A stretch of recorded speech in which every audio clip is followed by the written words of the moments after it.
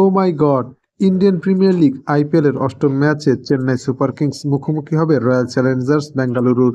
এই ম্যাচের ফলাফল খেলা শেষেই জানা যাবে, কিন্তু খেলা শুরু হওয়ার একদিন আগেই ফলাফল ফাঁস করল জ্যোতিষী বিড়াল অ্যাকিলিস। বিস্তারিত জানতে সম্পূর্ণ ভিডিওটি দেখুন। দর্শক, আইপিএলের অষ্টম ম্যাচে চেন্নাই সুপার কিংস মুখোমুখি হবে রয়্যাল চ্যালেঞ্জার্স বেঙ্গালুরুর।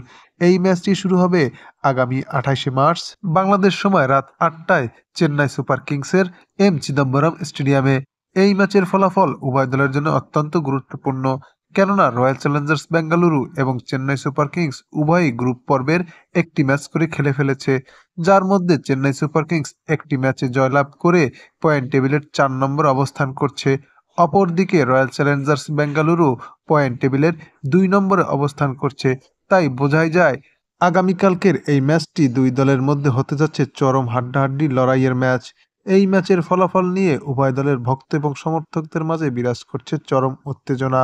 শক্তি এবং সামর্থ্যের দিক থেকে রয়্যাল চ্যালেঞ্জার্স বেঙ্গালুরু এবং চেন্নাই সুপার কিংস প্রায় একই রকম। যদিও খেলার দিন যে দল ভালো খেলবে, খেলার ফলাফল তাদের পক্ষেই যাবে। তবুও এই ম্যাচের ফলাফল একদিন আগেই ফাঁস করল জ্যোতিষী বিড়াল অ্যাকিলিস। বিড়ালটির সামনে রয়্যাল চ্যালেঞ্জার্স বেঙ্গালুরু এবং চেন্নাই সুপার কিংসের পতাকা রাখা হলে বিড়ালটি চেন্নাই সুপার কিংসের পতাকাটি তুলে নেয়। তাই বোঝাই যায় এই ম্যাচে Chennai Super Kings Royal Challengers বেঙ্গালুরুর চেয়ে এগিয়ে থাকবে। দর্শক, আইপিএলের অষ্টম ম্যাচে চেন্নাই সুপার কিংস নাকি রয়্যাল চ্যালেঞ্জার্স বেঙ্গালুরু কে জিতবে তা জানিয়ে দিন আপনিও আমাদের কমেন্টস বক্সে।